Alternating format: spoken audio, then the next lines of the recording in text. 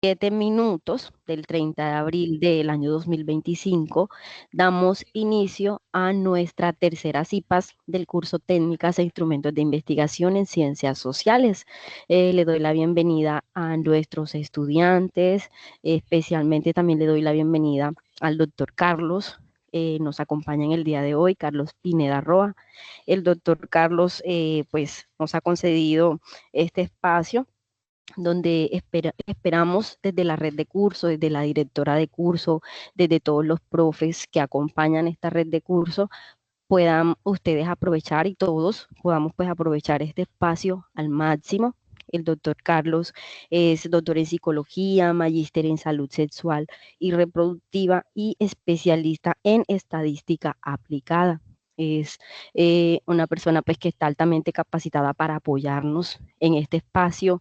Espero que ustedes puedan aprovechar al máximo este rato que vamos a estar con él. Recordemos que hoy vamos a hablar un poco de diseño de reactivos, fundamentos, aplicación y buenas prácticas. Entonces, para que ustedes lo tengan presente, todos sabemos que estamos en nuestra unidad 4. Estamos trabajando en la unidad 4, en la unidad 3, perdón. Tarea 4, test y escalas, estructura, contenido y validez. Entonces, le damos la bienvenida, doctor Carlos, a este espacio. Bueno, muy buenos días para todos y para todas. Agradezco mucho la invitación a este espacio y a compartir, por supuesto, con ustedes, estudiantes de una universidad pública importante que seguramente los tiene pues desde diferentes lugares de la geografía nacional conectados hoy y muy atentos a este espacio y a compartir, porque de eso se trata un poco, a compartir diversas opiniones respecto a cómo se construye una prueba. Específicamente, pues yo me voy a centrar en dos aspectos y es lo que tiene que ver con las partes o los pasos en el diseño o construcción de una prueba psicológica. Y lo otro que también voy a hacer énfasis es en cuáles son las reglas de construcción de una buena prueba psicológica sencilla. Hago énfasis en esa palabra porque realmente, pues mientras nosotros, cuando estamos en una universidad, nos estamos formando, pues realmente no tenemos que construir la gran prueba, ¿sí? De personalidad y tampoco de inteligencia, que serían como los dos grandes constructos psicológicos, digamos que requieren mucho más tiempo para poder incursionar en su diseño. Entonces, se trata más bien de construir algo sencillo, con lo cual nos llevemos una idea de cómo es que se hace, cómo se trabaja en psicometría y específicamente en este campo de la psicometría, en el diseño de una nueva prueba psicológica. Profe, Entonces, le interrumpo un minutico para que tomemos como la evidencia inicial del espacio. Le voy a agradecer de pronto a los chicos que puedan abrir su cámara un momentico para iniciar, de pronto después no se nos vayan a dispersar, quienes puedan abrir su cámara para tomar la evidencia del espacio un momentico y ya después la pueden cerrar para que puedan escuchar al profe Carlos. exacto. Listo, Edwan, y así los vemos, nos acercamos un poquito en medio de toda esta distancia. Gracias, Sí, Más Edwin, claro. por esta conexión. participación. De David, hecho, muchas gracias. Sí, si alguno de los que están presentes desea pues presentarse, hablar, poner el micrófono para poder tener un poco de contacto, saber desde sí, dónde nos sería muy bueno. sí, claro que sí. No sé si Edwin, que siempre es muy participativo, nos acompaña en estos espacios, nos salva la patria. David, que también nos salva la patria. Claro, profe. ¿Me escuchan? Sí, perfectamente. Bueno, profe, pues ya les doy a conocer más de mí. Yo soy de Vélez Santander, municipio de Vélez Santander, capital del bocadillo y el folclore. Es un pueblito que está a 4 horas de Bogotá nomás, está cerquita. Ok. Eh, Bueno, como dice la profe, pues yo me he interesado por este curso, aunque pues ha sido un poquito complicado, pues estoy viendo varias materias muy similares en las que estamos viendo procesos de investigación y en la creación de TEDs, y pues ha sido como todo a la par, entonces lo confunde a uno, entonces por ese lado. Pero por otro, pues me ha parecido interesante porque se ha profundizado más. Anteriormente nosotros vimos investigación y pues generalidades de investigación, y en este pues se complementó cómo en verdad la investigación cuantitativa puede aportar. Y no me imaginé que tenía tantas maneras de y tantos diseños metodológicos para poder hacer investigaciones. Y ahora en el trabajo que estamos haciendo de la unidad 3 y la tarea 4, en la cual me siento un poquito confundido el trabajo grupal, que es establecer las medidas, las escalas. Eso sí, aún no lo he podido entender, por eso estoy hoy participando activamente en la web. A preguntarle al profe Carlos hoy. Claro, claro, sí, sí, Vale, señora, muchas gracias. Sí, sería. pues igualmente creo que está David. Buen día, profesor, ¿cómo está? Buenos días, tutora, ¿cómo están? El día de hoy les hablo por acá de la ciudad de Barranca Bermeja, haciendo acá el esfuerzo para acompañarlo y con mucha expectativa pues, del aprendizaje que vamos a adquirir hoy. Pues, esa es una materia que siempre me ha gustado y pues que tengo expectativas eh, en este curso de adquirir mucho conocimiento y demás a través de ustedes.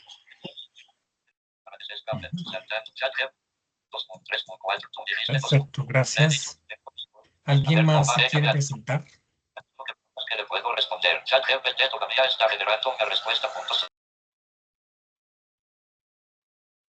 Si alguien más se quiere presentar, es bienvenido.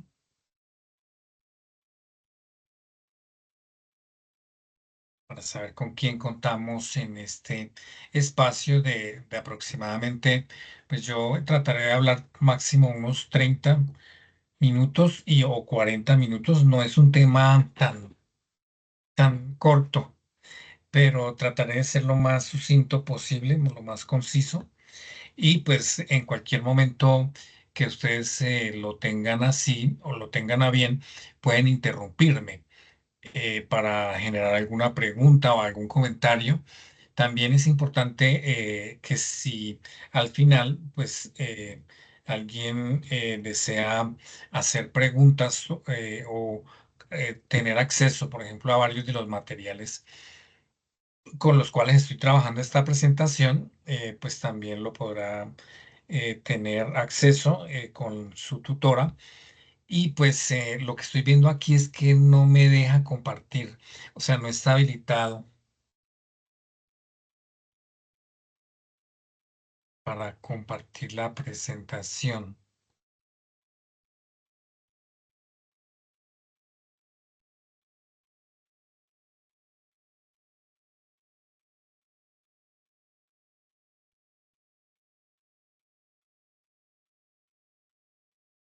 Yo creo que ya le permite, profe. Sí, ahora sí. Ok.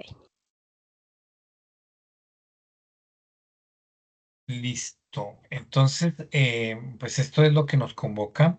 Creo que mientras yo esté viendo eh, la presentación, que es más una guía para mí, pues no los voy a poder ver a ninguno. Entonces, por eso es importante la comunicación, puede ser por interno.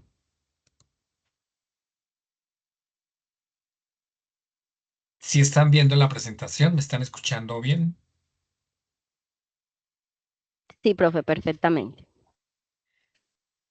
Listo. Entonces, el diseño de una nueva prueba, pues requiere ciertos elementos. Y esos elementos pues implica que estamos hablando de pruebas psicológicas y no de otra cosa. Muchas veces se confunde un poco la idea de prueba psicológica con investigación de encuestas. Una de las personas que se acaba de presentar estaba diciendo que ha recibido varios cursos dentro de lo cuantitativo Y pues por supuesto, en muchos libros de metodología, el tema del diseño, por ejemplo, de encuestas, es presentado así, como si fuera una encuesta. Y realmente los psicólogos estamos llamados a hacer mucho más que pasar encuestas. Realmente nosotros trabajamos es con pruebas psicológicas, dentro de lo cual ustedes han venido hablando, sí, que tienen dos grandes, digamos así como elementos para ser analizados, que son los elementos de confiabilidad y de validez. Entonces es muy importante que ustedes tengan en cuenta que una prueba no es lo mismo que una encuesta. Y yo siempre suelo poner un ejemplito muy sencillito, y es que si yo les preguntara aquí a todos y cada uno, ¿quiénes de ustedes fuman? Sí, seguramente pues muchos van a levantar la manito, o a través de Teams, creo que eso se puede. Y entonces si hacemos un conteo de cuántas personas dicen afirmativamente que fuman, pues realmente lo que nosotros estamos interesados es entonces en hacer un estudio de prevalencia, o en hacer un estudio de frecuencia, exactamente cuántas personas y a qué porcentaje equivalen los fumadores. Pero fíjese que si nosotros estamos dentro del marco de una prueba psicológica, ¿sí? Un instrumento que es preciso estimar su validez y su confiabilidad, pues entonces realmente el objetivo que hay detrás de esa misma pregunta, ¿cuántos de ustedes fuman?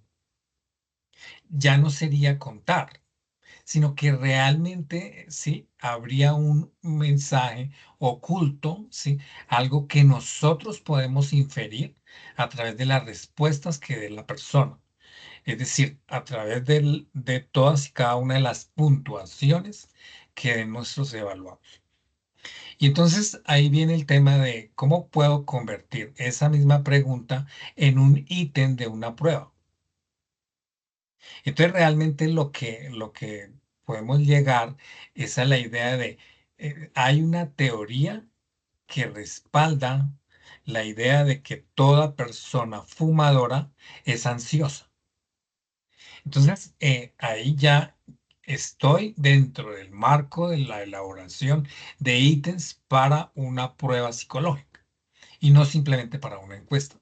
Es decir, que los psicólogos entonces nos interesa no solamente contar cuántas personas, por ejemplo, de este grupo de personas podemos inferir que podrían hipotéticamente tener problemas de ansiedad. Porque entonces el fumar cigarrillos se convierte simplemente en un indicador de la ansiedad que usted padece o que usted sufre. Entonces, por eso es muy importante que tengan en cuenta ese gran, digamos, diferenciación entre lo que es una prueba psicológica y lo que es una encuesta. Entonces, como se dan cuenta por el ejemplo que acabo de mencionar, pues la elaboración de las pruebas es un tema complejo que implica la aplicación de unos principios ya establecidos que están compartidos por la comunidad psicológica a nivel mundial. La obtención de una buena prueba no es una cuestión tan fortuita, sino que es la respuesta a diversos interrogantes como los que vamos a describir a continuación. Entonces, el primero de ellos tiene que ver con que nos preguntamos, ¿qué es lo que la prueba medirá según su diseño? ¿Qué es? ¿Sí? Otra pregunta importante que nos vamos a hacer es, ¿cuál es el objetivo de la prueba? Fíjense claramente que en el caso particular de la encuesta, pues no había un objetivo interno, como no había un objetivo detrás de preguntar cuántos fumadores había, sino que simplemente sí, yo era contando y no me interesaba nada más. Pero aquí en la prueba psicológica sí debe haber un objetivo puntual, que la persona lo debe hacer evidente. El constructor de una nueva prueba, entonces debe hacer evidente ¿sí? ¿Cuál es el diseño? ¿Cuál es el objetivo? Y también responder a esta otra pregunta. ¿Existe la necesidad de esta prueba? ¿Por qué construirla? ¿O acaso no hay ya una prueba que mida eso? ¿Sí? ¿Quién usará esta prueba? Entonces, los potenciales usuarios van a ser investigadores, van a ser terapeutas, van a ser terapeutas específicamente del lenguaje, o van a ser psicólogos, por ejemplo, que atienden niños. Exactamente quién usará esa prueba, porque seguramente dentro de este mundo tan amplio de la psicología, pues nosotros nos movemos en muchas áreas de la psicología. Entonces, puede haber personas, por ejemplo, que les interesa más, por ejemplo, la neuropsicología, otros que les interesa la psicología del desarrollo y estudiar el comportamiento a través del ciclo vital. Entonces, ahí el campo va a ser muy variado y vamos a tener, por ejemplo, la necesidad de que usted, si se va a especializar, perfectamente podría especializarse, por ejemplo, en hacer evaluación de adultos, hacer evaluación de personas viejas, personas de la tercera edad, hacer evaluación, por ejemplo, de niños que aún, por ejemplo, no han ingresado al sistema escolar, pues no es lo mismo que trabajar con personas escolarizadas. De manera que esa es una pregunta clave, ¿sí? ¿Quién usará esta prueba o a quién exactamente va a estar dirigida? No, no hago una prueba para mí, per se, sino que hago una prueba porque estoy interesado en aplicarla en cierto contexto específico. Otra de las preguntas que es importante hacerse es qué contenido abarcará esta prueba, ¿sí? Específicamente va a ser una prueba, por ejemplo, que abarcará la evaluación de todos los aprendizajes durante el bachillerato. Uno podría pensar que usted está haciendo es algo así como una prueba tipo ICFES o tipo saber ICFES o saber 11 o saber noveno, ¿sí? O uno podría no ser tan abarcativo y ahí más bien centrarse en una prueba para medir contenidos de ciencias naturales, ¿sí? Entonces, usted está ahí pensando en que, pues, el público va a ser aquellas personas que han visto la asignatura de ciencias naturales, o de biología, o de matemáticas, o de historia, o de geografía, etcétera, etcétera. Otra pregunta clave aquí también es, ¿cómo se va a aplicar la prueba? Uno pensaría que, por ejemplo, estudiantes de la UNAD, pues pudieran estar interesados en que esa prueba se va a aplicar de manera online. Sí, porque pues ustedes están más familiarizados con estas plataformas, sí, como Teams. Creo que la mayor parte de las clases, si no todas, pues las toman a través de esta plataforma. Ustedes, por ejemplo, están familiarizados con eh, sí, cómo hacer, digamos, seguramente muchas materias los entrenan, por ejemplo, para ejercer su profesión, no sé si lo hacen o no, de manera remota.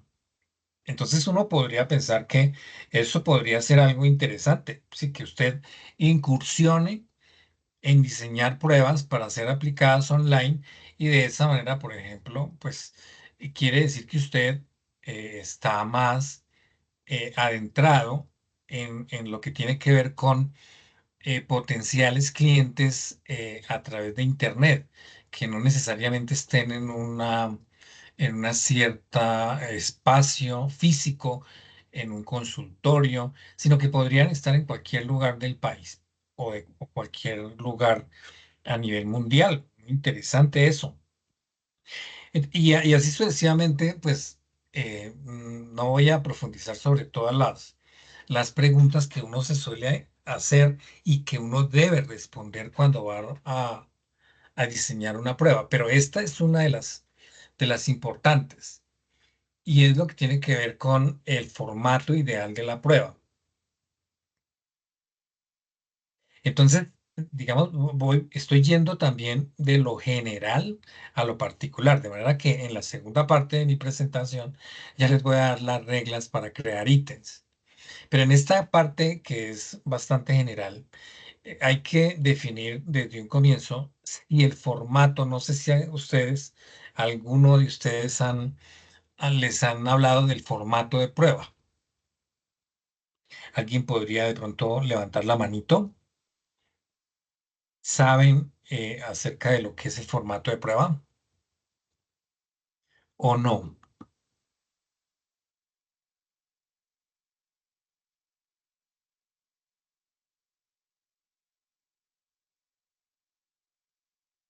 Parece que no hay manitos levantadas. Sí, en realidad, como formato de prueba, solamente existen dos formatos de prueba. El formato de generación de respuesta y el formato de selección de la respuesta. Esos son los únicos dos formatos de prueba que existen. Entonces, para efectos de este curso y para efectos de lo que van a tener que hacer como trabajo, pues el más preferido es el formato de selección de la prueba, de selección de la respuesta, perdón, en el sentido que, digamos, el otro formato implica la evaluación mediante preguntas abiertas. Es decir, ustedes no se van a poner a hacer preguntas abiertas porque seguramente eso ya sería parte de lo que tiene que ver con entrevistas, más exactamente entrevistas estructuradas, semiestructuradas, etcétera, etcétera. Entonces, aquí, digamos, el formato es muy importante porque para poder trabajar ustedes en el diseño de una nueva prueba, pues la recomendación es usen un formato de selección en el cual de manera preestablecida se sabe que la persona va a elegir la respuesta dentro de un cierto número de opciones previamente establecida. A eso se refiere el formato de selección. Y aquí también es importante saber si usted va a elaborar una forma de prueba o varias formas de prueba. Me explico. Por ejemplo, usted considera que debe haber una forma de prueba, por ejemplo, para las mujeres y una forma de prueba para los hombres. Recientemente me contactó una chica de maestría de la Universidad de Nariño, porque lo que ella quiere no es otra cosa que yo le dirija su trabajo de maestría. Eso está en estudio por parte de la coordinación de esa maestría. Y específicamente, pues ella lo que quiere es elaborar una prueba para medir conocimientos, actitudes y prácticas, lo que se llama CAC, CAP, conocimientos, actitudes y prácticas hacia los derechos sexuales y reproductivos en estudiantes. Entonces, fíjate que es un ejemplo muy, muy puntual. Entonces, ahí el tema es que, sí, los derechos sexuales y reproductivos, por ejemplo, no son los mismos de los hombres que de las mujeres. Entonces, usted realmente debería tener un formato de prueba para hombres y un formato de prueba, perdón, una forma de prueba, no formato, una forma de prueba para hombres y una forma de prueba para mujeres. Porque en casos específicos, eh, pues los hombres, por ejemplo, no se embarazan. Sí, es claro que las preguntas que yo le voy a hacer a las mujeres no van a ser las mismas que le voy a hacer a los hombres. Entonces, en ese ejemplo, hay que tener presente que probablemente sí se necesiten dos formas de prueba. Otra pregunta importante aquí es qué capacitación especial se requerirá para el administrador de la prueba, para aplicarla o para interpretarla. Se requerirá una capacitación especial, en tanto, por ejemplo, como usted sabe, cuando uno diseña una prueba, uno tiene que hacer un breve manual, pero ese manual ya lo hace uno al final de haber hecho toda la prueba. Entonces, generalmente, pues uno al estudiante de psicometría y en particular al estudiante de pregrado, pues no le exige llegar hasta allá en el sentido de un manual muy riguroso o muy dispendioso. Y entonces ahí es clave, es que usted debe entender, sí, que existen pruebas muy complejas, por ejemplo, para evaluar delincuentes o para evaluar asesinos seriales o para evaluar, por ejemplo, casos graves en el cual, por ejemplo, el comportamiento pues no es fácil de predecir, no es fácil, por ejemplo, de evaluar. Si lo que quiere, por ejemplo, usted es diagnosticar que una persona realmente es un, un- un delincuente o una persona socialmente con problemas con la ley, precisamente por eso de los homicidios, pues entonces aquí estamos hablando de palabras mayores. Y hay pruebas, por ejemplo, diseñadas en el mundo, en el cual pues es bastante complejo eh, sí, que una persona principiante pues se meta a evaluar a una persona, porque tiene que conocer muy bien el manual. Y hay manuales que son, como dice mamotretos, de muchas páginas en los cuales tienen muchos tecnicismos y se debe interpretar con mucho cuidado, porque, por ejemplo, el fin es el diagnóstico, ¿sí? Entonces, por ejemplo, una conducta psicopática o una conducta de alguien socialmente, por ejemplo, desviado, pues es complicado, ¿sí? No nos vamos aquí en este curso a meter con esas pruebas así como tan complejas en los cuales ustedes pues simplemente están adquiriendo los principios y por lo tanto aquí de una vez voy a meter una cuña y es léanse el libro y específicamente el apéndice B del libro de Tomás Hogan. Es un libro que está en español, creo que tiene ya segunda edición. Tomás Hogan es un psicómetra. Ese es un libro traducido del inglés y específicamente en el apéndice B, ahí le va a introducir a cómo construir una prueba sencilla, como ya lo dije, como ya lo dije al comienzo. Entonces, sí, pero es importante que usted sepa que existen pruebas muy complejas y que usted sepa que existe incluso cursos especiales de entrenamiento en ciertas pruebas y en el cual pues usted se debería, eso se llama certificar.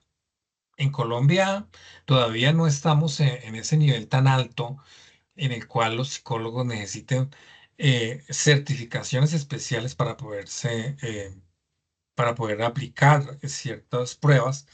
Todavía no estamos en ese nivel, pero llegará algún día en el cual nuestra profesión se vuelva tan refinada como por ejemplo en Estados Unidos, en los cuales para poder hacer evaluación y comprar un cierto instrumento con un manual muy elaborado, pues requiera, por ejemplo, de una certificación, ¿sí? Eh,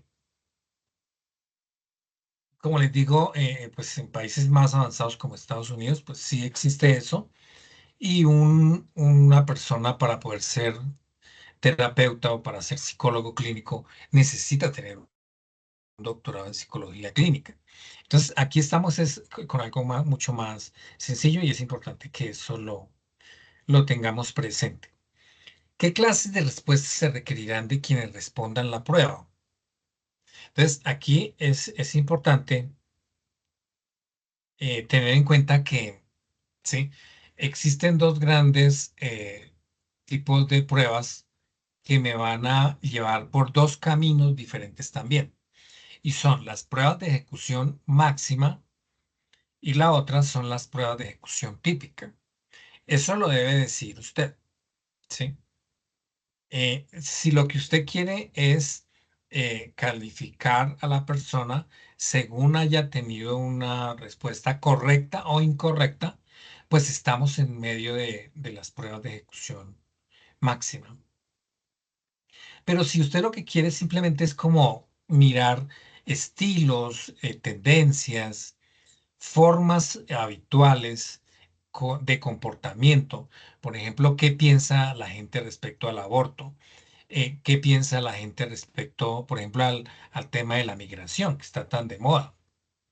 Si usted lo que quiere es eso, como mirar patrones, en donde no necesariamente hay una respuesta correcta ni incorrecta, pues quiere decir entonces que usted estaría ante una prueba de ejecución típica, se llaman así, pruebas de ejecución típica, en las cuales, como les vuelvo a insistir, no hay una respuesta correcta ni incorrecta. Y por último, esta otra pregunta, ¿cómo se interpretarán los resultados de la prueba? ¿Sí? Entonces, ahí es importante si lo que usted va a mirar es, bueno, los resultados de la prueba se analizarán a través de un puntaje total.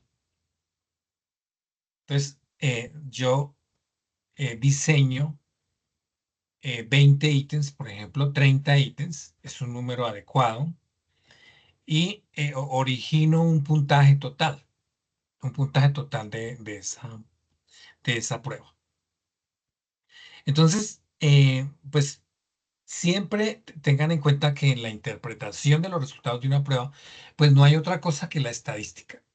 Y ahí es donde viene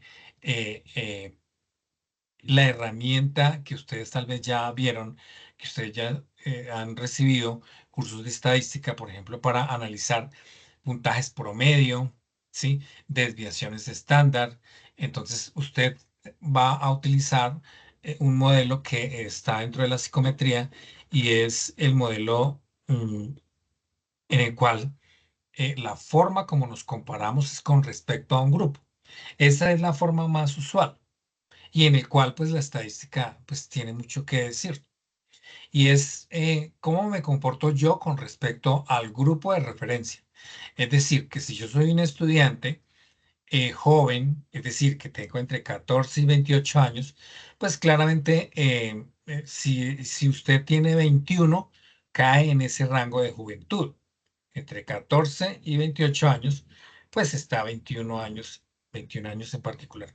Entonces, si mi prueba está dirigida a jóvenes y si mi prueba lo que tiende es a medir las actitudes hacia la migración, pues yo puedo decir que una persona o mis personas, mis estudiantes, se mueven entre un puntaje mínimo y un puntaje máximo.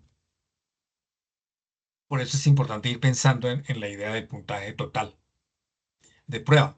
Entonces, ¿qué tan a favor estoy yo, por ejemplo, de la migración? Entonces, yo podría estar pensando que entre más favorable esté la persona, entre más favorable sea de la migración, entonces más alto va a ser su valor, su puntaje total. Y al contrario, entre más bajo o más desfavorable sea, sea mi actitud, por ejemplo, hacia la migración, entonces más bajo va a ser mi puntaje total. ¿Y cómo se obtiene ese puntaje total? Puede ser sumando las puntuaciones de cada uno de los ítems, pero no es la única forma, ¿no? Ahí les dejo como esa idea, simplemente que puede ser así, pero no necesariamente. ¿Hasta aquí hay alguna pregunta o ninguna? Porque creo que ya he dicho muchas cosas que tienen que ver con, con la forma como se diseña una prueba. Hay cosas que yo digo y no necesariamente están dentro de la diapositiva. Entonces es importante que los estudiantes que me están escuchando también tomen nota de eso. Lo otro, ¿cuáles son específicamente los pasos para la construcción de una prueba? Según Rosario Martínez, que escribió un libro que fue traducido, perdón, que está en español, es una psicóloga española que tiene, digamos, un manual para elaboración de ítems, pero específicamente es un manual de psicometría. Pues ella dice que dentro de los pasos está identificar el propósito. Aquí voy resumiendo lo que he dicho ya hasta este momento. Especificar las principales restricciones, es decir, qué grupo etario, qué edad, si hay una forma, si hay qué tipo de prueba es, si es de ejecución máxima o de ejecución típica. Todo eso son restricciones. ¿Sí? ¿Quién la va a usar? Todas esas son las restricciones. ¿Qué dominio voy a medir? ¿Sí? ¿O qué atributo? Aquí hablamos en psicometría de atributos psicológicos o constructos.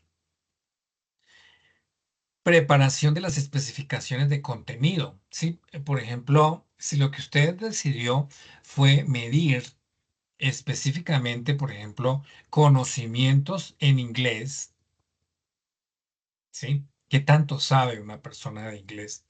Pues entonces usted debe saber que el contenido de una prueba de conocimientos en el idioma inglés, pues tiene varias aristas. Esas aristas después van a tener un nombre propio y es lo que se va a denominar en psicometría los factores.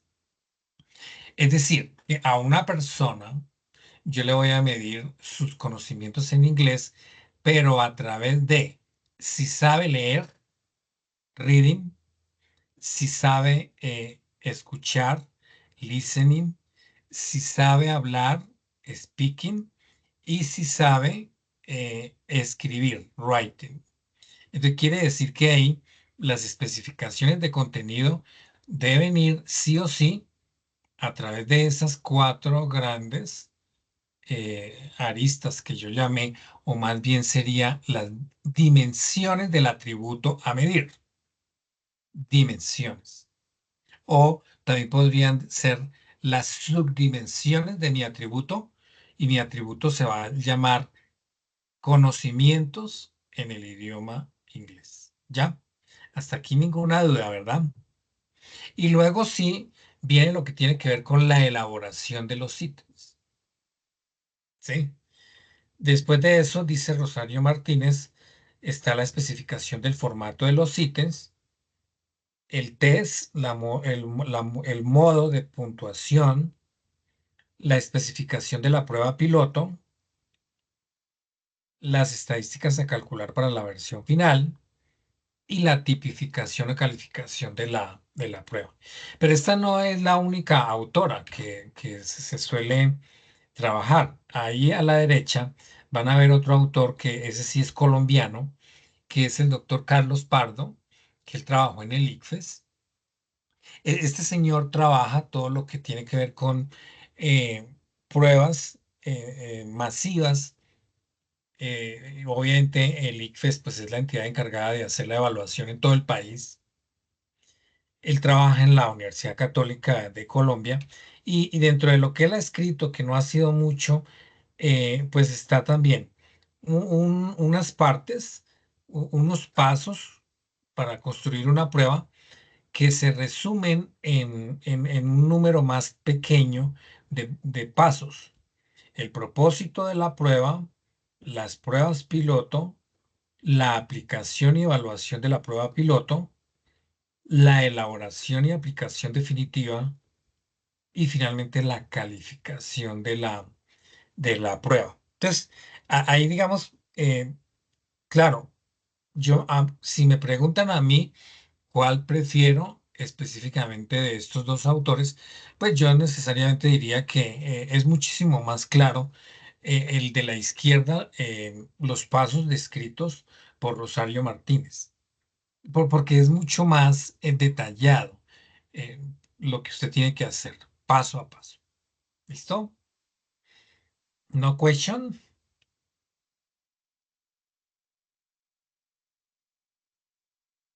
No, Aprovechen y hagan las consultas, aprovechen este espacio.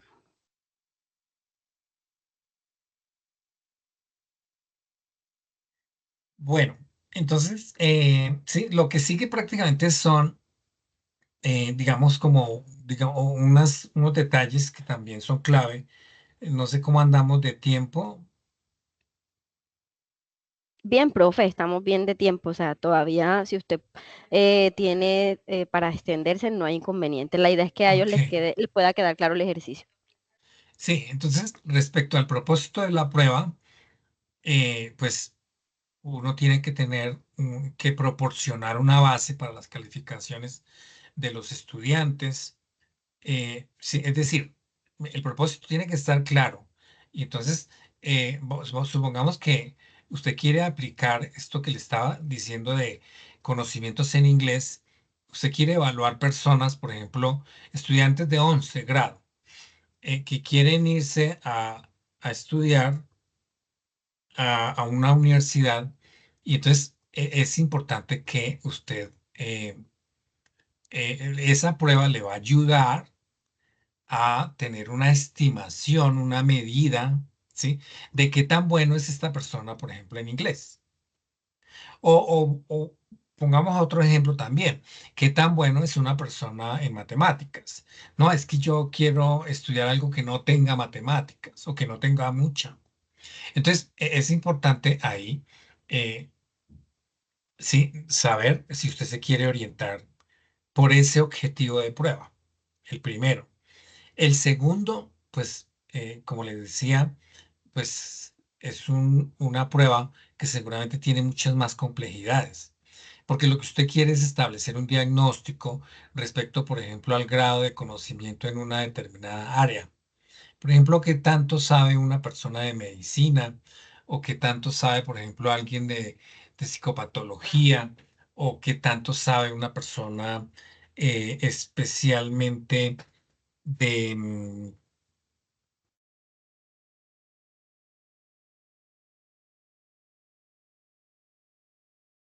es establecer ese nivel, ese grado de conocimiento. ¿Listo? O un propósito también podría ser identificar un perfil de personalidad del examinado con respecto a cierta teoría. Entonces, ahí les doy simplemente ejemplos, ejemplos de propósitos de pruebas que pueden ser, eh, digamos, ligeramente variados para el caso en el cual ustedes vayan a trabajar. Con relación a las especificaciones y las principales restricciones, pues ya como he venido diciendo, pues usted tiene que delimitar muy bien, para eso es que usted estudia psicología del desarrollo. Entonces es importante la edad, porque el adolescente generalmente es menor de edad. Entonces, no es lo mismo trabajar con niños, niñas y adolescentes que trabajar con adultos. Es muy distinto. Empezando porque para evaluarlos, usted tiene que pedir un consentimiento a los papás si son menores de edad. Entonces, todo eso hay que pensarlo al momento de embarcarse en un trabajo en el cual usted quiere, por ejemplo, trabajar con niños, niñas y adolescentes.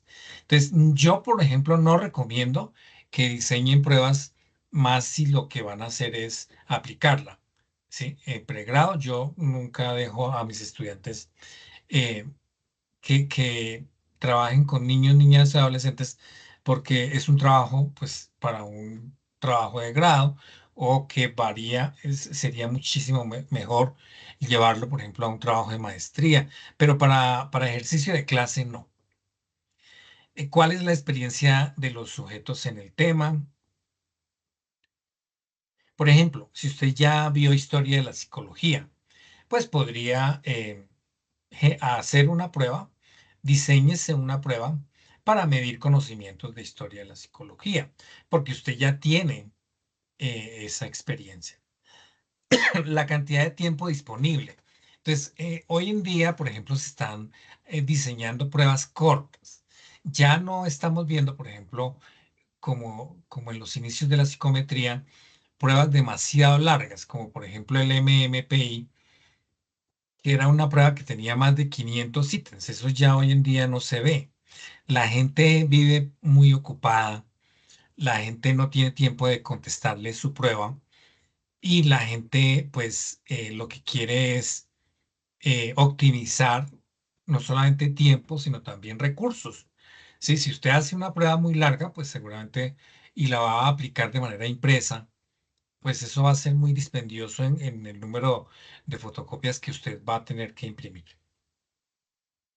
Las facilidades de materiales y espacio. Entonces, si usted la va a aplicar, por ejemplo, en la universidad, entonces, ¿dónde la va a aplicar? ¿Va a llevar a los estudiantes, por ejemplo, al laboratorio? ¿O usted simplemente, pues, está en su casa, no tiene tiempo de ir hasta la universidad o de decirle a los evaluados que vayan y la contesten? Es un complique, por ejemplo, llevar gente a cierto lugar.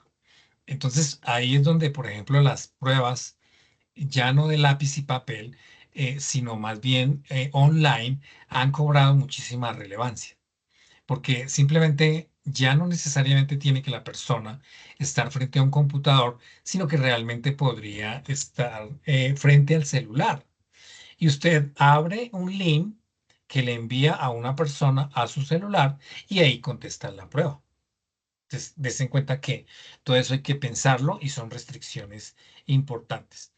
El costo de aplicación, por supuesto, pues va a ser mucho menor si usted aplica la prueba online. Así lo hemos trabajado en los últimos años, principalmente después de pandemia. Es mejor que usted haga uso de la tecnología, plataformas como por ejemplo Google Docs, monta los ítems ahí, monta el consentimiento informado previamente y la persona simplemente usted le manda el link y ahí puede perfectamente contestarles el instrumento. Importantísimo, mientras usted no tenga, importantísimo, mientras usted no aplique la prueba, usted no va a saber si su prueba es buena o mala. En psicometría realmente, sí, usted debiera tener eso claro.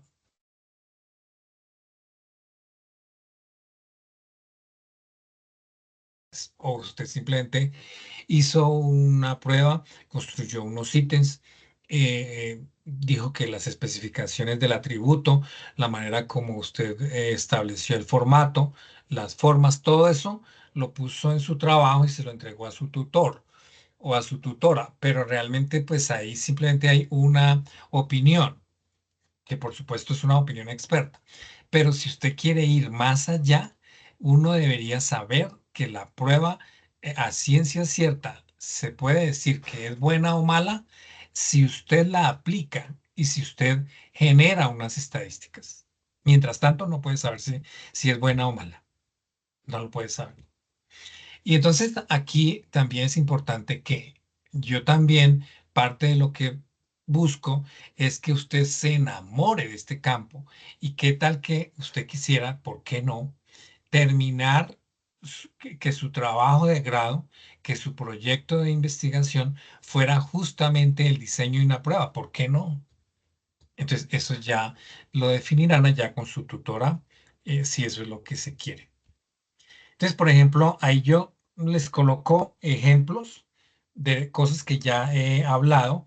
Una prueba para medir conocimientos del idioma inglés, una prueba para medir conocimientos en psicometría, una prueba, por ejemplo, para medir ortografía, qué tan buena o mala ortografía tiene alguien, una prueba, por ejemplo, para medir la motivación en el trabajo, o por ejemplo, pruebas que están mucho más de moda, que son, por ejemplo, todo lo que tiene que ver con la psicología positiva. Dentro de la psicología positiva hay muchos atributos. Por ejemplo, pruebas para medir sabiduría.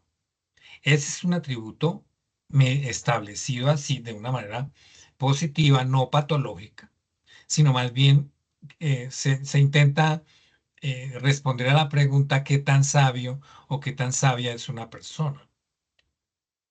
Una prueba, por ejemplo, para medir vanidad con estudiantes de la UPTC, trabajamos, ellos hicieron una prueba para medir vanidad. Por ejemplo, ahí van a después resultar preguntas más interesantes y que yo no, hasta donde yo recuerdo, esa prueba nunca se publicó, pero hubo estudiantes que hicieron muy buenos trabajos. y se preguntaban cosas, por ejemplo, pues, ¿quién creen ustedes que es más vanidoso, los hombres o las mujeres? Y entonces la prueba les ayudaba a responder ese tipo de preguntas. Y ahí integraban muy bien la estadística con la psicometría. Era un ejercicio fabuloso en el cual pues usted puede llegar hasta allá. Entonces, dése cuenta que este no es un campo aislado, ¿sí? Sino que realmente tiene mucho que ver con algunos prerequisitos, algunas asignaturas que usted ya ha visto. Prueba para medir el agotamiento laboral, de esto hay mucho, ¿sí? Y lo que les decía, que por ejemplo para el caso de la prueba de conocimientos de inglés, pues ahí están los diferentes dominios. ¿Listo? Aquí hay un ejemplo de un plan de prueba. Específicamente se quiere hacer esta tabla, es uno de los requisitos que casi todo profesor le pide al estudiante. Bueno, eso también se llama la tabla de especificaciones. La tabla de especificaciones entonces no es otra cosa que dígame qué va a medir. Entonces voy a medir conocimientos en química, matemática, biología, sociales. ¿Y cuántos ítems va a hacer de cada uno, sí, de esas asignaturas?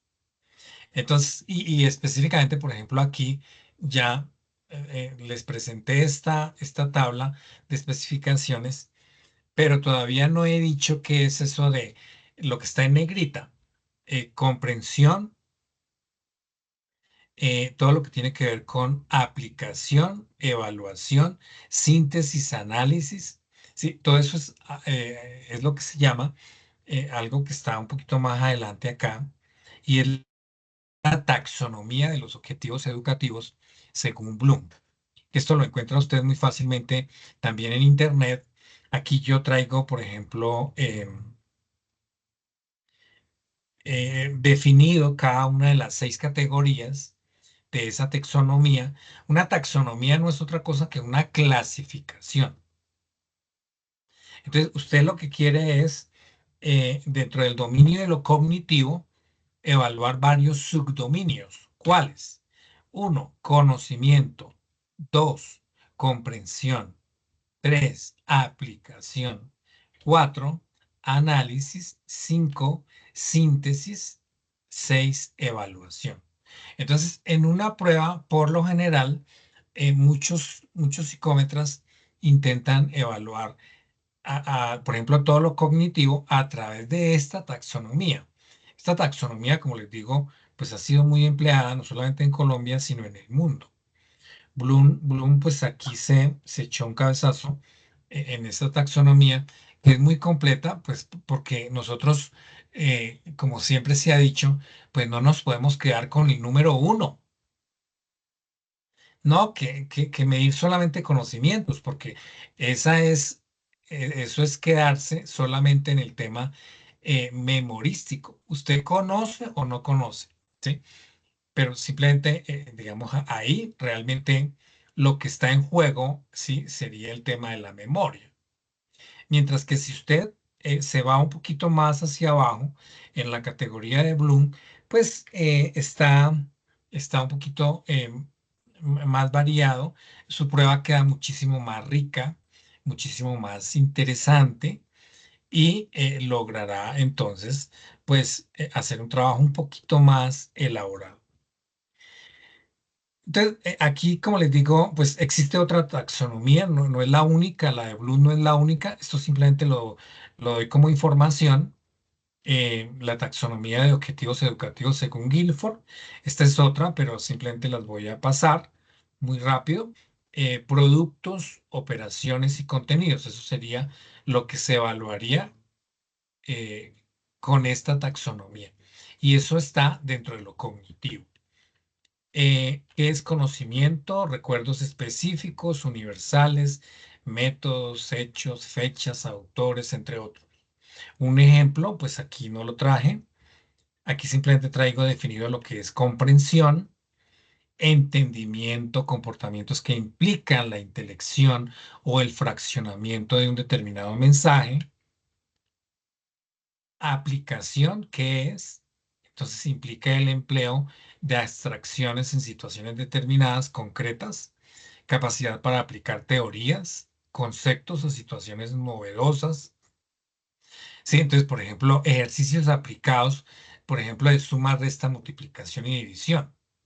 Entonces, son esos ejercicios, por ejemplo, que usted intenta, si lo que intenta es, si la persona sabe las 4 operaciones, entonces usted puede evaluar eso mediante pruebas psicométricas y entonces hace unos ítems para la suma, otros para la resta, otros para la multiplicación y otros para la división.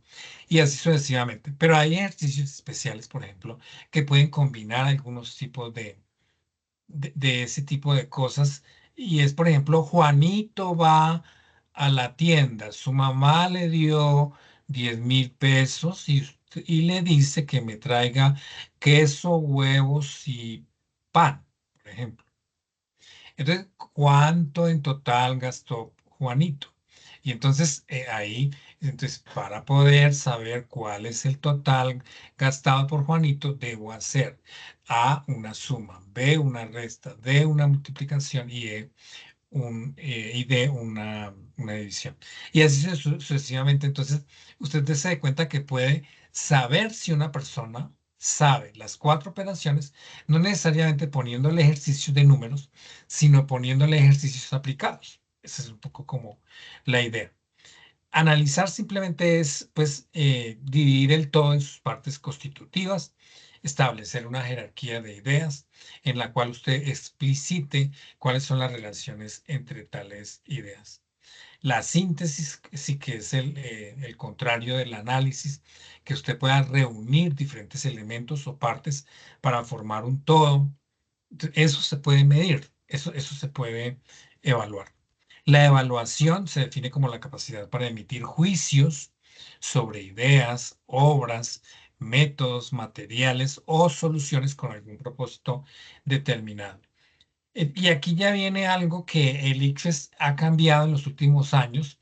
Esta diapositiva, aunque la traje, pues no es exactamente la misma tipo de pregunta que hoy en día hay en el ICFES. Eso ha cambiado. Ustedes tal vez van a tener que dentro de poco presentar el examen Saber Pro. Se van a encontrar con algunas preguntas de elección múltiple con única respuesta, elección múltiple con múltiple respuesta, análisis de relaciones, análisis de postulados, información suficiente, etc. Entonces, eso, sí, digamos, era hasta hace unos años las formas como se preguntaba en el ICFES y le decían a uno, ojo, lea las instrucciones muy bien antes de empezar a contestar. Su prueba debe tener instrucciones, eso es importantísimo. Si su prueba no tiene instrucciones, pues entonces seguramente pues la persona no va a saber cómo es que debe operar. Entonces, toda la prueba, incluidas las que ustedes van a diseñar, pues tiene que tener unas instrucciones mínimas. Los tipos de pregunta, sí, esta es la más tal vez utilizada, que sigue en boga, que sigue siendo vigente. La elección múltiple con única respuesta, entonces aquí la defino, es un enunciado o pregunta representado por una frase o por una pregunta, seguido de alternativas entre las cuales se debe seleccionar la correcta y señalarla de la manera que se instruya en cada caso, encerrando en un círculo o marque con una X o con una cruz, etcétera, etcétera. Entonces, eso tiene que estar especificado en las instrucciones. Si lo que usted utiliza es este tipo de pregunta, ¿cómo tiene que contestar la persona? Si es rellenando un ovalito, tiene que encerrar todo, absolutamente todo el óvalo y en el ICFES, por ejemplo, le piden que tiene que usar un lápiz especial, que es el número 2. Ejemplo, ¿quién descubrió América? A. Diego de Almagro, Rodrigo de Triana, Pedro de Valdivia, Cristóbal Colón.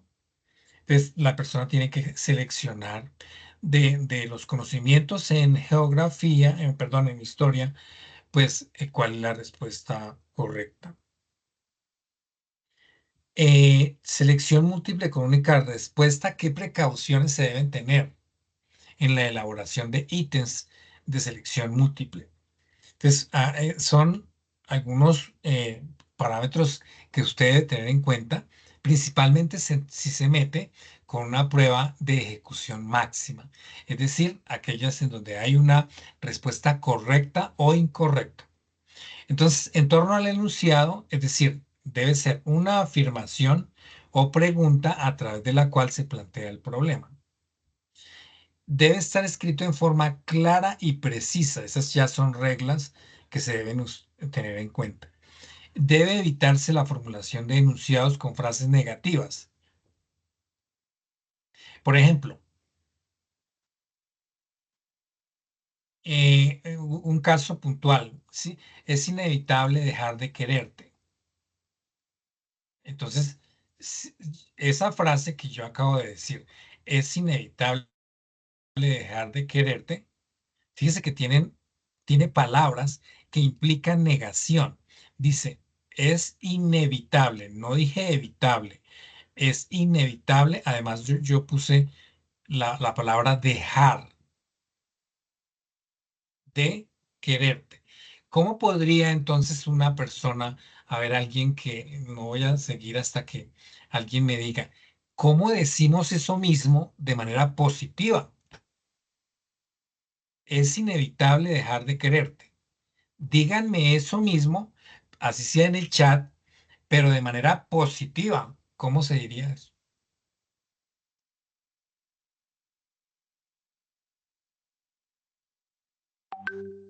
Por ahí ya llegó el chat. ¿Cómo sería? Yo aquí no alcanzo a ver. Me pareció que también llegó algo, pero no llegó. Mm, No, todavía no. Sí, Co- la tarea del ejercicio es Sí. pasar eso a Mm. forma positiva. En lugar de evaluarlo de manera negativa, que es algo que estamos diciendo que se debe evitar, cómo escribir eso mismo de manera positiva y más simple, más concisa, más clara. Es inevitable dejar de quererte. ¿Cómo lo escribimos de otra manera? ¿Cómo redactamos ese ítem de una manera más, Mm, mm. más directa, más... Pásame los datos para incluirla en segundo.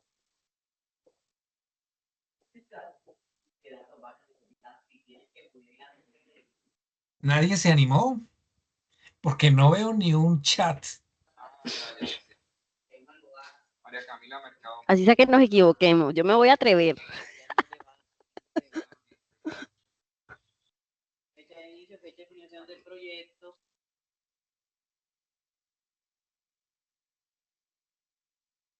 El mismo ítem, pero redactado en una forma positiva. ¿Cómo sería?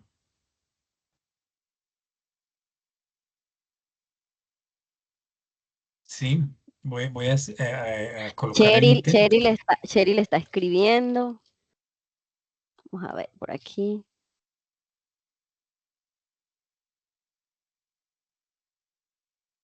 Entonces, ese ítem en forma positiva. Es imposible dejar de amarte, dice Cheryl. Bueno, yo lo veo más bien como una sinonimia. Sí, pero en forma positiva. En Siempre forma te voy a positiva querer. Puede ser.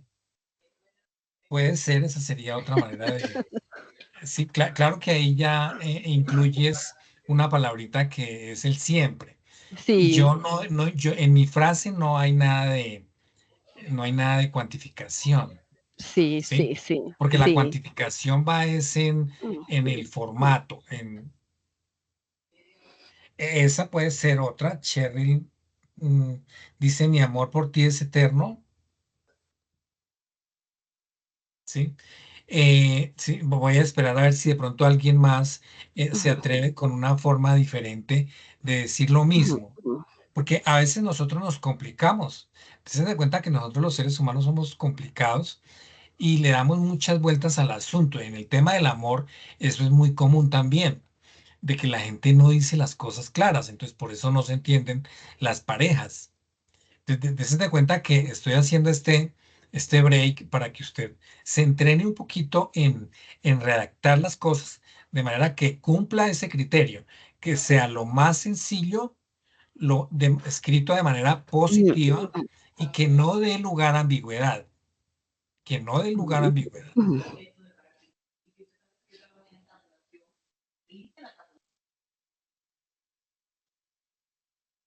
¿Sí? Voy a poner, parece que nadie más va a atreverse ahí a colocar una manera diferente de evaluar ese ítem. Una forma más positiva para mí, podría Por ahí ser Magnolia también está escribiendo.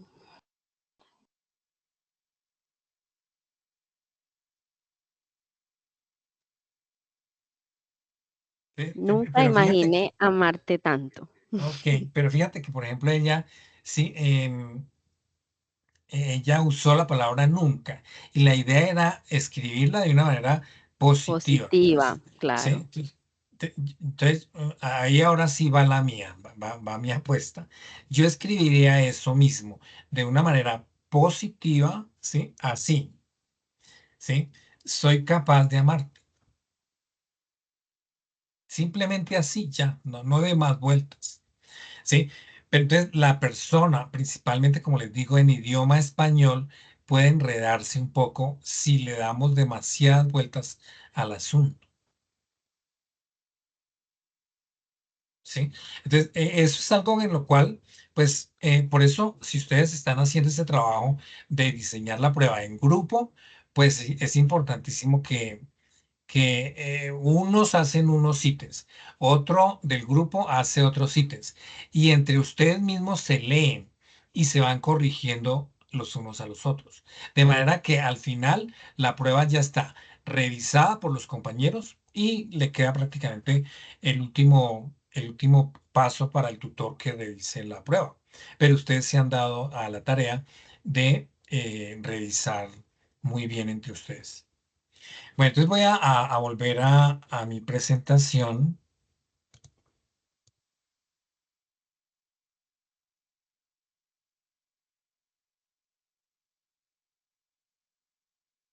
Habíamos quedado acá. ¿Sí? Dice incorporar en el ítem, las palabras que se repitan al comienzo de cada alternativa. Es decir, artículos como la, el, los, etcétera, podrían evitarse. Si esa palabra ya está en el enunciado, pues realmente sobraría en las alternativas. Y en relación con las opciones, es importante que sean gramaticalmente coherentes con el enunciado. Es decir, usted debe ser muy bueno en gramática española, obviamente. La respuesta correcta no debe ser más extensa que las demás.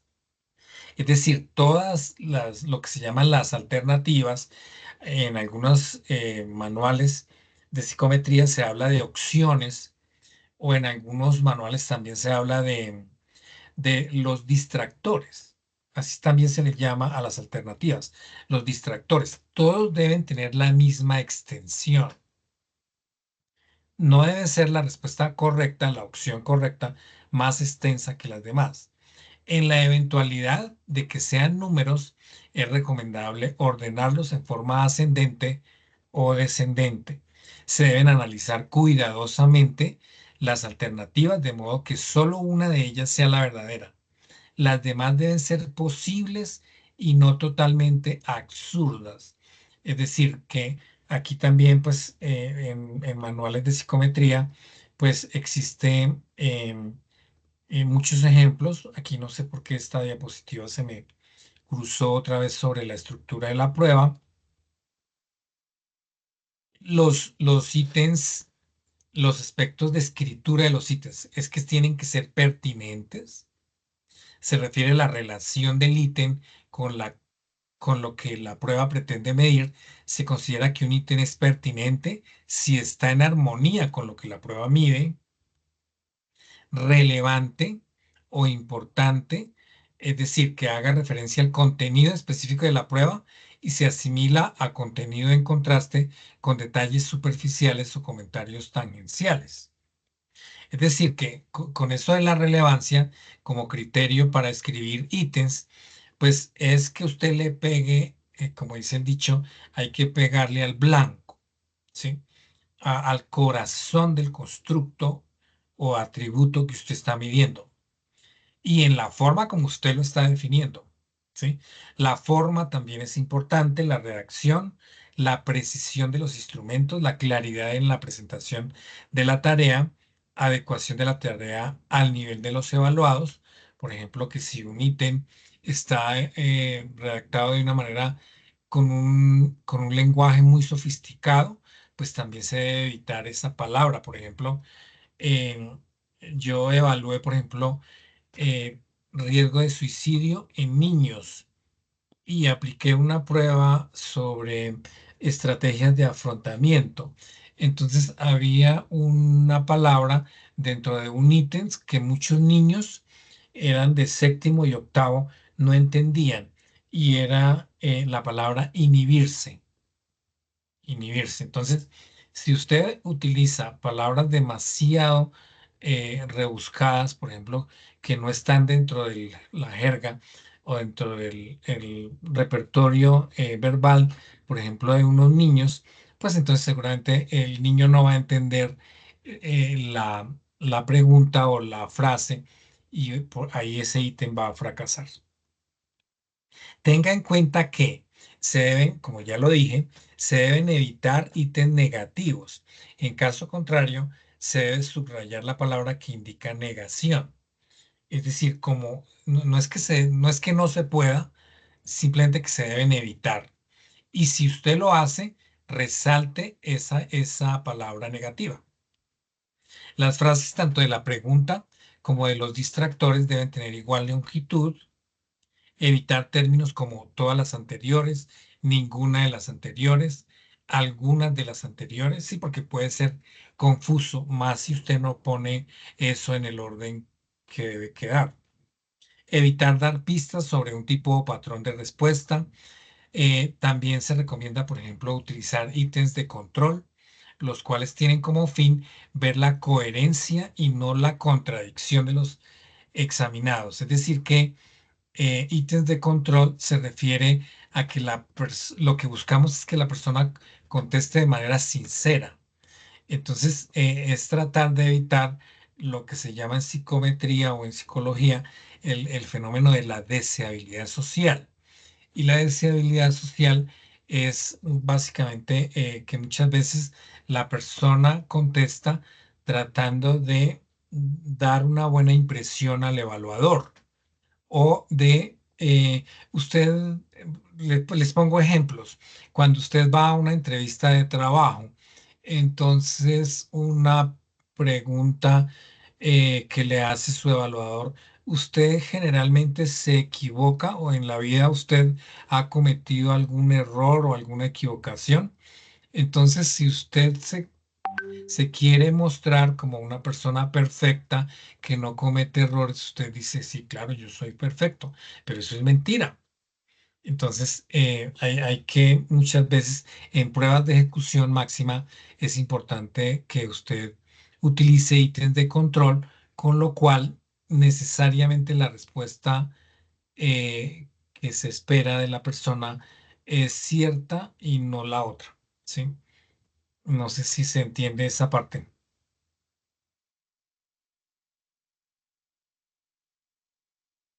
Y finalmente ahí, de esa diapositiva, es que el total de reactivos debe dar fe de la equidad y de la calidad de los ítems. O sea, lo mínimo que debe usted tener como ítems para un determinado constructo son 3 ítems. 3 ítems.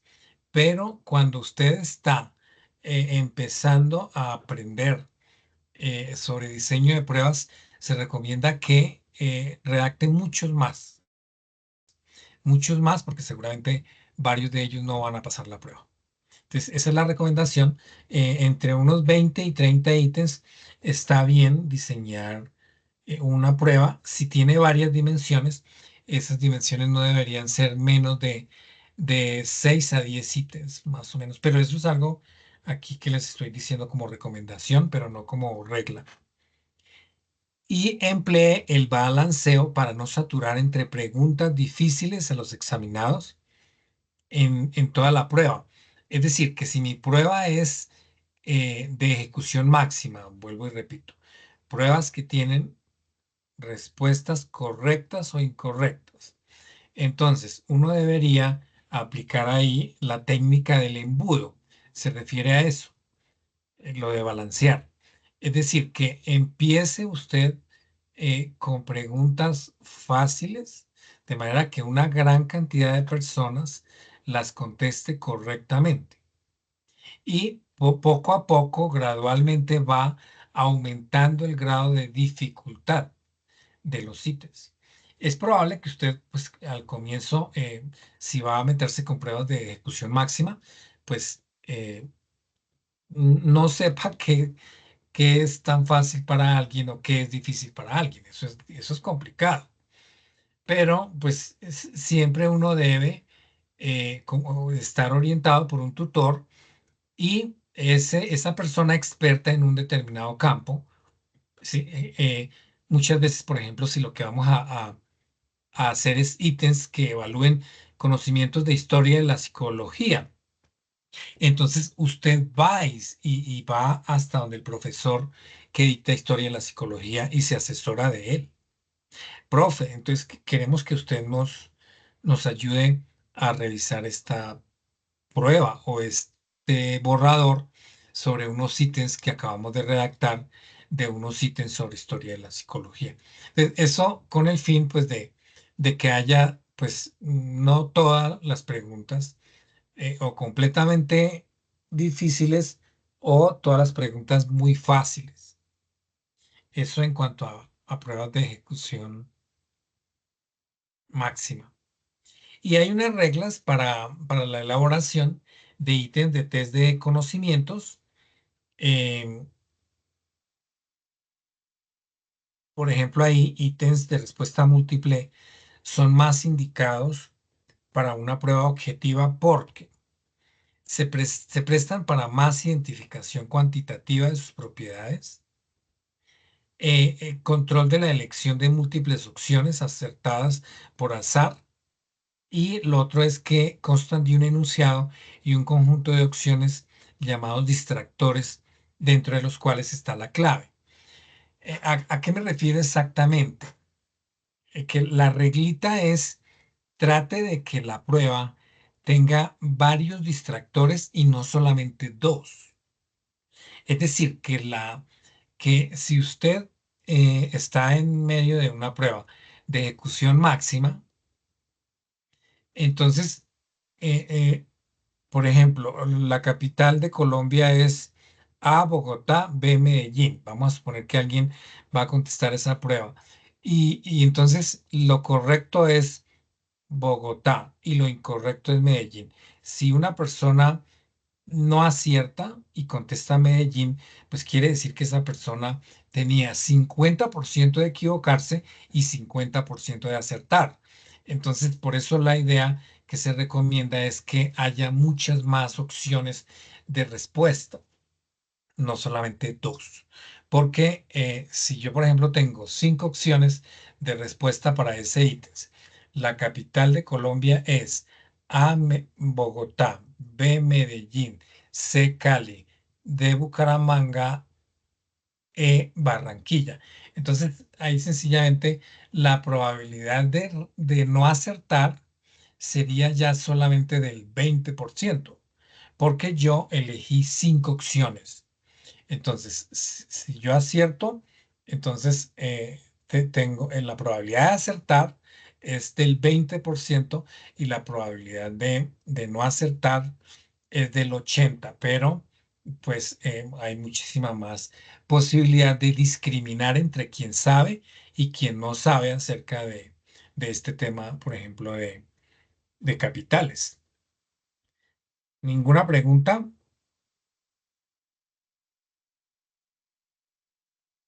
No. Otra reglita. Cada ítem debe referirse a un tema o problema central expresado en forma clara. Es decir, dicho en otras palabras, evite que haya varios temas dentro de una pregunta. No mezcle en un solo ítem varios temas, sino una sola pregunta, un solo tema para un solo ítem. Y ya. A eso es a lo que se refiere. Regla 2. La regla 2, ¿cuál es? En vocabulario con el cual se expresa, la premisa debe ser conciso, sin excesos ni defectos. Eso ya prácticamente lo habíamos dicho antes.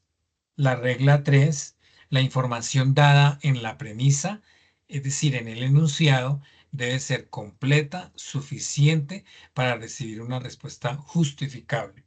¿Sí?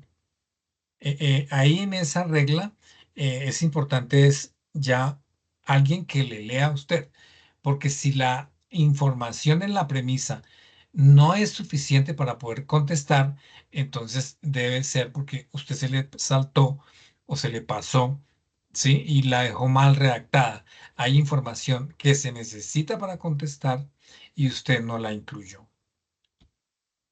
Regla 4. El vocabulario debe ser adecuado al grupo en el cual se aplicará la prueba. Entonces ahí traigo un ejemplo incorrecto. El ser hexápodo es una característica de los A, artrópodos, B, moluscos, C, insectos, D, anélidos, E, anfibios. Pero puede haber alguien que, por ejemplo, no sepa qué es eso de hexápodo. Y la opción correcta para esa regla sería tener 6 patas es característica de los A, cangrejos, B, caracoles, C, mosquitos, D, gusanos, E, sapos. Y así de pronto se evade, con esa opción correcta, se evade, en lugar de colocar hexápodo, pues entonces en esta pregunta, en este ítem sí estamos colocando, eso es un animal o sí, un semoviente que tiene 6 patas. Regla 5. Los ítems deben ser de utilidad. Y aquí también traigo un ejemplo. Por ejemplo, ponernos a preguntar esto.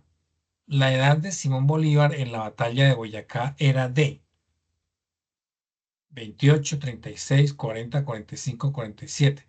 Pues realmente esto ya sabemos que es irrelevante. ¿Sí? Esto es lo que se llama irrelevante ponernos a preguntar en, en historia un ítem como este. Es totalmente irrelevante. Entonces, los ítems tienen que ser relevantes. Ese es el mensaje. Tienen que ser útiles. Regla 6.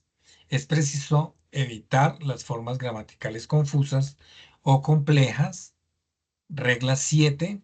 Todas las respuestas o distractores deben ser atractivos. Ejemplo, el río Grande de América del Sur es Paraná, Orinoco, Amazonas, Magdalena y de la Plata. Entonces, el ejemplo incorrecto sería el río más grande de América del Sur es Congo, Urales, Sahara, Caspio y ahí pues esa opción me quedó pegada Amazonas. Son 5 opciones. Entonces, ¿cuál sería la respuesta correcta para esa regla? ¿Y por qué y por qué la pregunta de abajo? ¿Por qué el ejemplo es incorrecto? ¿Qué dicen ustedes?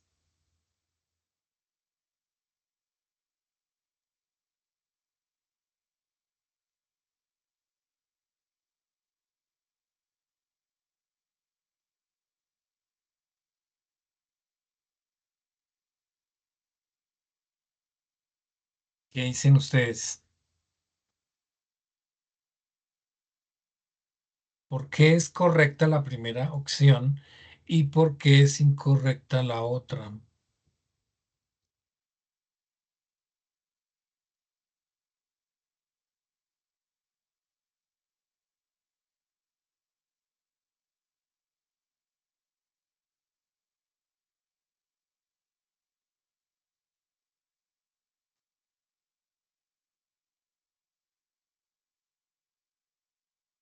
¿Nada? ¿No opinan nada?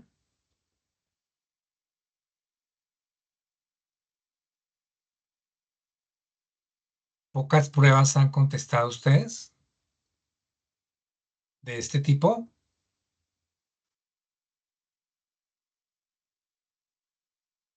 Sí, y ahí la idea simplemente está dentro del sentido común.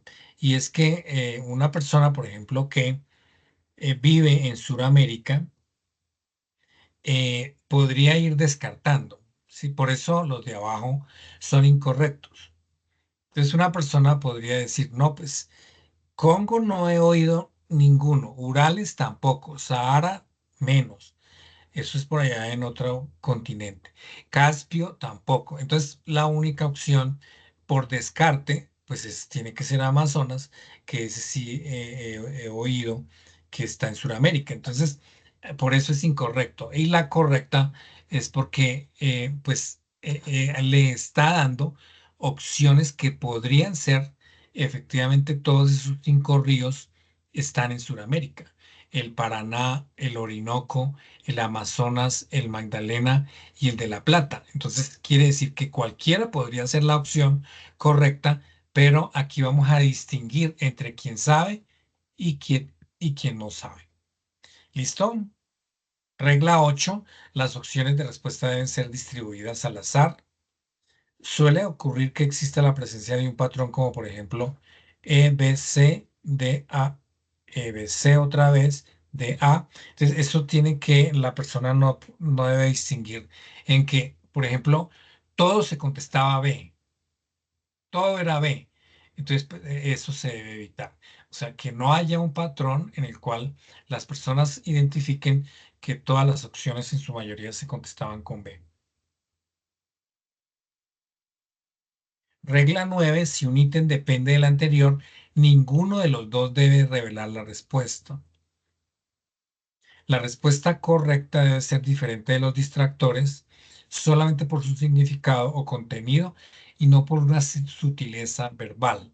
Ejemplo, las características genéticas se transmiten en el momento de la fecundación por.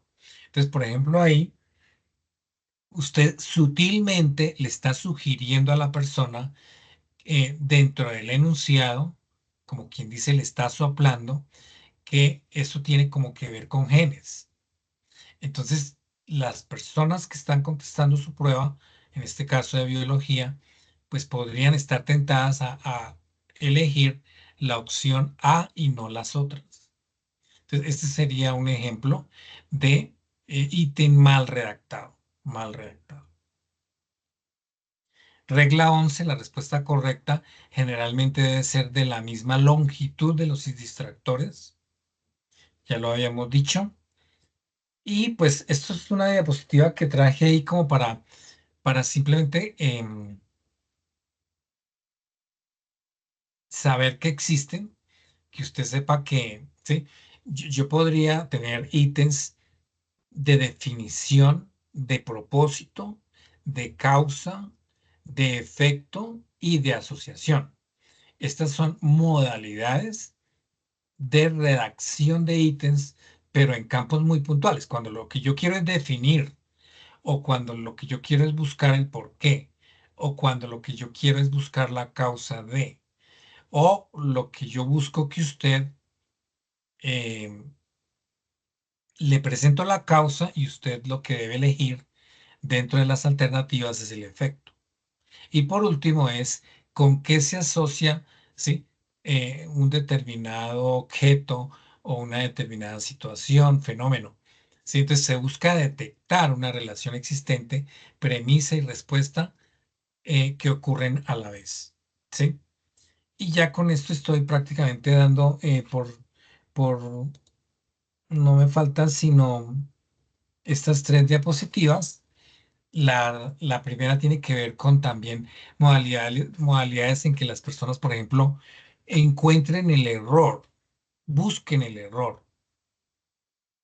La H, eh, ítems de evaluación, en el cual, por ejemplo, uno lo que intenta es que la persona busque el mejor método para ejecutar o para hacer una actividad. Ítems de diferencia es que usted está buscando que la persona discrimine, ¿sí?, entre un patrón y otro.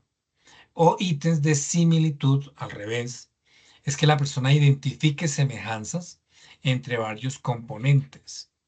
Pues como ustedes se dan cuenta, todo esto es para ítems de pruebas de ejecución máxima. Por ejemplo, que la persona ordene cosas, reconozca secuencias, ¿sí? Puede haber ordenamiento incompleto, puede haber de principio común, de tema controvertido y de respuesta múltiple, así sucesivamente. Y la última, con la cual ya pues simplemente les dejo ese abrebocas, pueden haber, por ejemplo, reglas específicas para la elaboración de ítems pictóricos, es decir, figuras, cuadros, por ejemplo, gráficas, reglas específicas para la elaboración de ítems de apareamiento o aparejamiento y reglas también específicas, las hay, para la elaboración de ítems, por ejemplo, de analogías. ¿Sí? Eso, pues, no, obviamente por cuestión de tiempo no lo profundizo acá porque el tiempo es imposible. Ya de hecho estoy más pasado de la hora que me dejaron. Y este sería mi dato de contacto. Eh, Ahí pueden identificar que tengo un dominio, Cenami. Están cordialmente invitados a visitar esta página, la página del Cenami, o buscar el canal de WhatsApp del Cenami y seguirme ahí. Con mucho gusto los estaré dando la bienvenida si me contactan por cualquiera sea el motivo. Muchas gracias por su atención y pues damos lugar a las preguntas que ustedes tengan lugar, que Sí, tengan a muchas bien hacer. gracias. Gracias, doctor Carlos. Bueno, antesito de pasar a esa parte de las preguntas, ahorita a las 12 ya se nos vence el plazo para que ustedes confirmen la asistencia en campus. Entonces es importante que ustedes entren de la misma forma que hicieron la inscripción a las CIPAS, a este espacio, puedan ahorita les debe salir en verde, debe salirles como confirmar asistencia. Entonces, por favor, confirmen porque es la única forma de que puedan ustedes dejar su asistencia. Profe, disculpe, Sí, sí, ¿este CIPAS hay que confirmarlo? sí, claro, debes confirmar la asistencia en campus. Ahí les va a aparecer donde dice encontrar CIPAS, lo buscan con el nombre de CIPAS y luego le dan y me interesa y luego les va a salir la confirmación. Tienen hasta las 12 para hacer esa confirmación. Ahorita quienes ya habían dado como interesados deben darle confirmar asistencia. Listo. Bueno, Apenas quiero, interesados, ¿lo doy confirmar también? sí, confirmar, enseguida te salen verdecito. Listo. Ok, Bueno, vale. profe, yo quería aprovechar, doctor Carlos, aprovechando Sí, que ellos, las problemáticas que están estudiando son más de forma de ejecución típica. No sé si ustedes podría colaborarnos con algunos ejemplos que les pudieran ayudar a ellos. Por ejemplo, ellos están evaluando lo que es resiliencia, eso.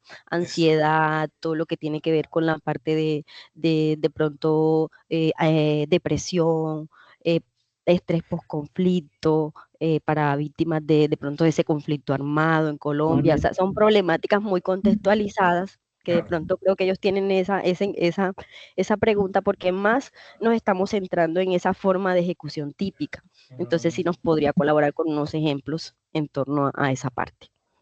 Sí, pues ahí lo que realmente es importante es que las reglas, muchas de las reglas, no todas, son igualmente aplicables tanto para pruebas de ejecución típica como para pruebas de ejecución máxima.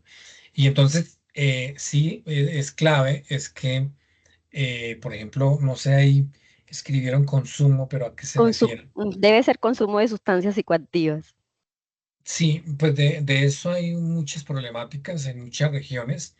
Ya hay pruebas y hay que, digamos, especificar muchísimo más el atributo.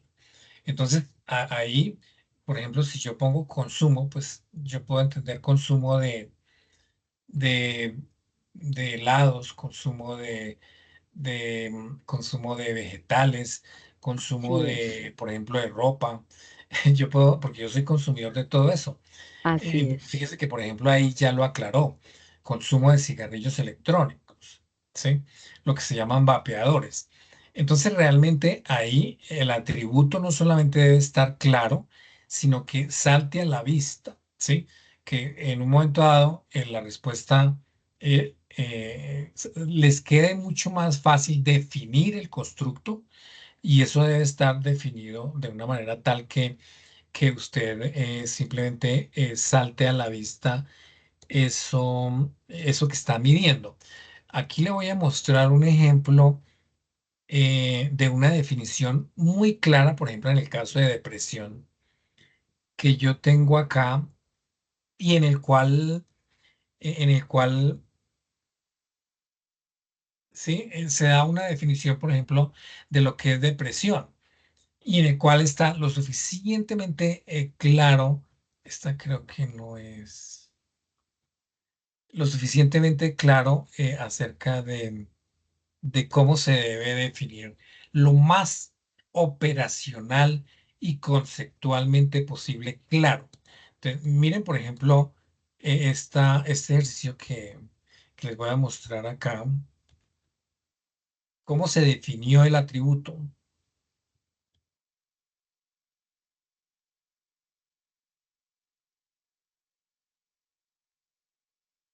Ya estoy llegando. Aquí está.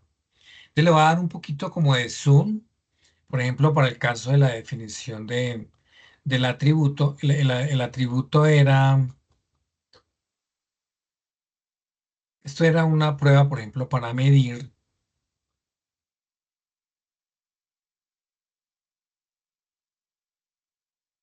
creo que era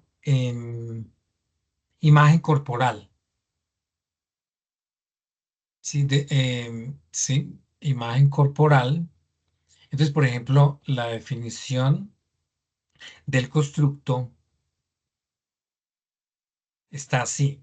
Se trata de pensamientos que hacen considerarse al sujeto de forma negativa con respecto a la imagen de sí mismo, tiene ideas negativas del mundo y del futuro, pero dentro de la imagen de sí mismo tiene ideas negativas de incapacidad, del valor de sí mismo en comparación con otros, lleva a cabo evaluaciones negativas con respecto a los otros, así como la imagen corporal corresponde a la autoestima e implica percepción de su aspecto físico, valoración del aspecto físico, relación del aspecto físico y atributos psicológicos, aspecto físico con relación social, importancia que el sujeto cree que los demás le otorgan a su aspecto, carácter modificable del aspecto físico.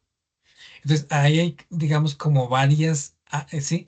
Después de que lo define, mire cómo hace aquí para ir separando, como para ir, sí, dividiendo cuáles son las áreas de partida del atributo que está definiendo, ¿sí? Ideas cognitivas negativas de sí mismo, incapacidad, valor de sí mismo, ideas cognitivas sobre otros, ideas cognitivas sobre el futuro, ideas cognitivas sobre el mundo, ideas sobre la imagen corporal. Entonces, esto, digamos, podría ser de ayuda cuando usted lo que quiere es, entonces, me acaban de decir ahí, definir por ejemplo, consumo de cigarrillos electrónicos. Entonces, sí, ¿consumo qué? ¿Consumo excesivo?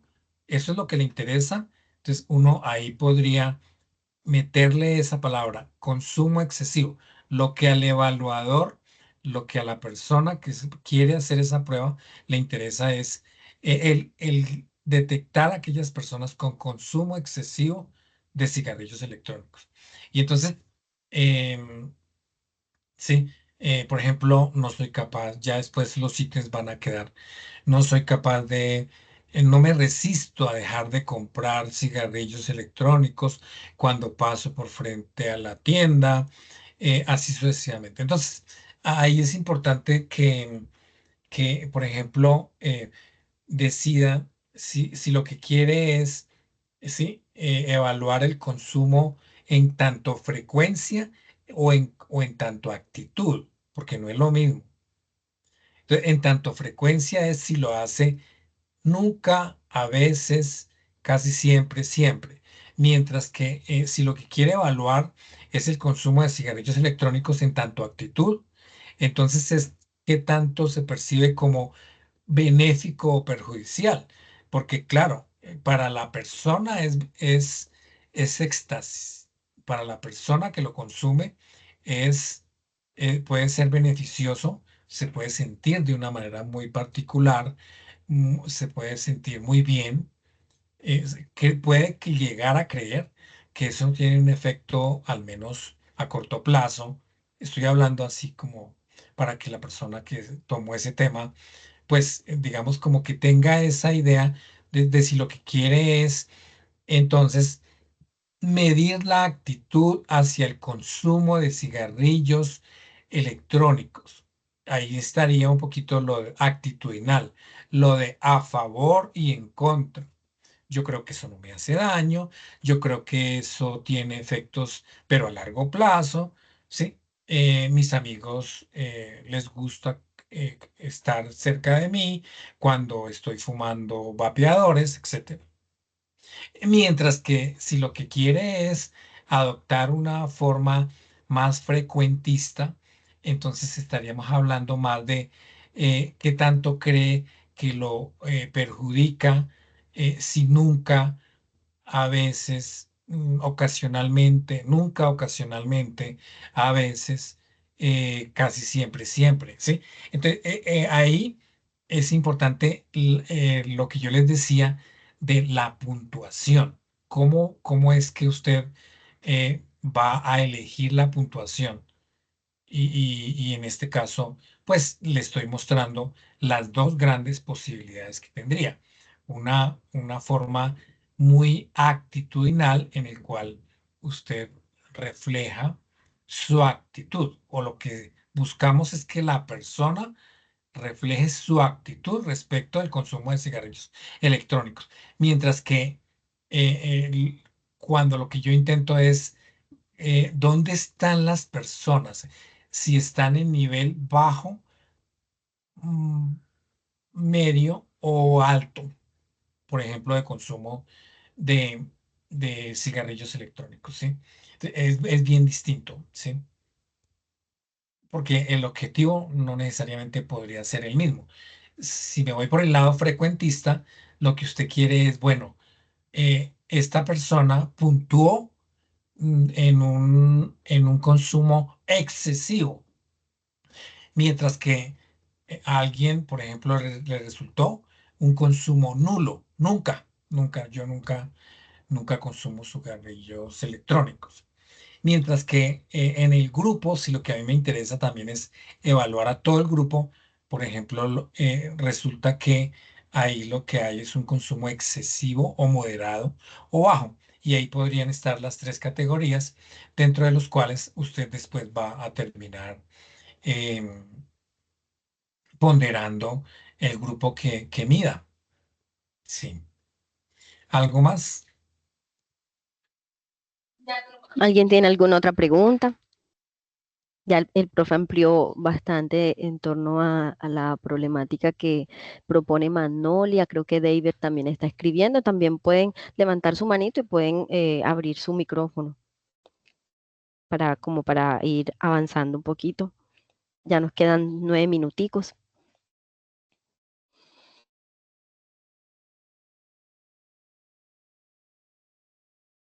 Les recuerden confirmar asistencia a CIPAS, no se les vaya a olvidar.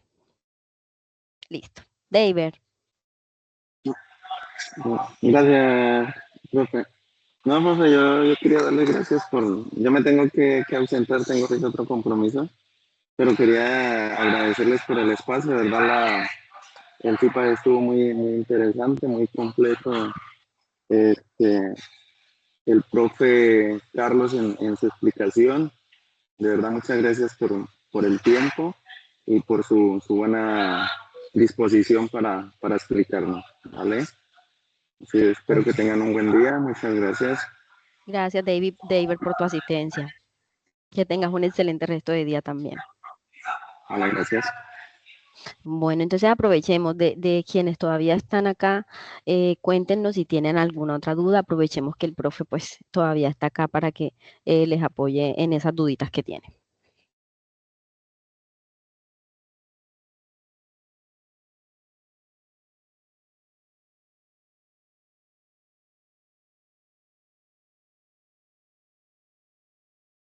Hola, hola. Se fueron, profe Carlos. Listo, pues yo creo que sí, pues las dudas muchas veces surgen es cuando uno está ahí frente a la tarea. Sí, así es. Bueno, entonces, profe, muchas gracias por el Con espacio. gusto. Gracias por apoyarnos en este espacio que creo que ha sido productivo para todos, para nosotros como tutores. Bueno, estoy del curso como tutora yo y ha sido muy productivo y también creo que ha dado herramientas a nuestros estudiantes para poder formular entonces esta tarea que estamos desarrollando. Entonces, profe, muchas gracias, gracias a todos los estudiantes, a todos los asistentes y bueno, esperamos poder vernos en otra oportunidad y seguir fortaleciendo y construyendo conocimiento. Y Listo. les Hasta luego, recuerdo, pues. no olviden confirmar asistencia en campo. Nos quedan 7 minuticos para que puedan confirmar esa asistencia. Muchas gracias, profe Carlos. Que tenga un Hasta excelente luego. resto de Sí, día. señora. Bueno.